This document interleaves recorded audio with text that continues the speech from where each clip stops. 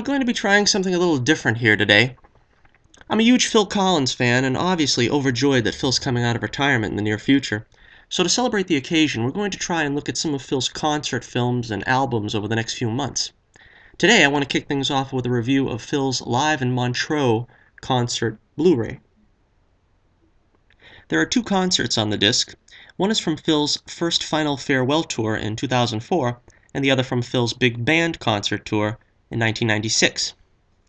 The 2004 concert is pretty much the same setlist as on his Final Farewell 2-disc DVD set. You get all the hits from Against All Odds to One More Night to Phil's more recent Disney hits from Tarzan and Brother Bear. The main difference from the official tour version being the sparse lighting and screen activity behind the band.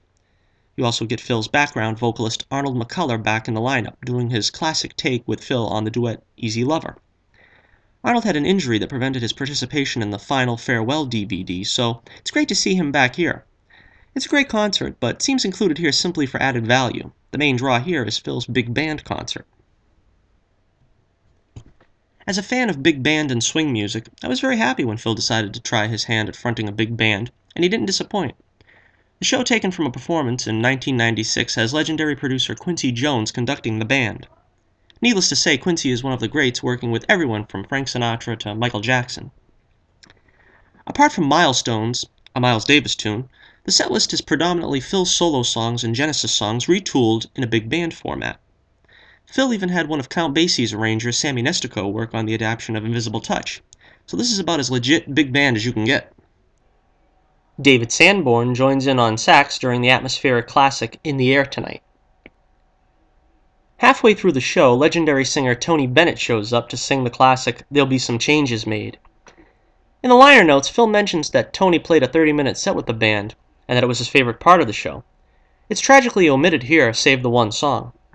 Perhaps management didn't want to pay Tony's record company for the full set, or it's possible they didn't think fans wanted to hear 30 minutes from Tony Bennett when they bought a Phil Collins concert. I certainly hope it's not the latter. I can't see anyone in the civilized world objecting to hearing a 30-minute set from a music legend like Tony Bennett. I had originally seen much of this concert on a PBS special back in the day, where the show was interspersed with behind-the-scenes portions of Phil working with his trumpet player and leader of his brass section, the Vine Street Horns, Harry Kim. There was also some brief interviews with Quincy Jones and Tony Bennett. A version of the concert's documentary would be welcome here, but sadly it's been omitted. The Final Farewell DVD had a clip of Phil's big band doing an epic version of Pick Up the Pieces with several guest performers that wouldn't feel out of place as an extra here, but alas, there are no extras. Several of Phil's instrumental classics feel right at home here, such as Hand in Hand and West Side. Phil even does a slightly more rock-edged version of Genesis' magnum opus Los Endos. Phil finally comes out from behind the drum kit for the encore and sings two songs. The first, his take on the classic Irving Berlin standard, Always. It's slightly varied from the Sirius Tour version of the Roberta Flack arrangement. And second, the equally enjoyable Do Nothing Till You Hear From Me, a great version by Phil that can be found only on Quincy Jones' Q's Juke Joint album. I would have liked to hear him sing a few more standards in the set, but I guess the concept was to lead the band from behind the drums like Phil's inspiration Buddy Rich did. So you really can't go wrong here. You get two great concerts for the price of one. It's a worthy addition to any Phil fan's collection. I give Phil Collins Live in Montreux 5 out of 5 stars. This is Johnnie Torch reminding you, just say the word, and I'll be with you again real soon.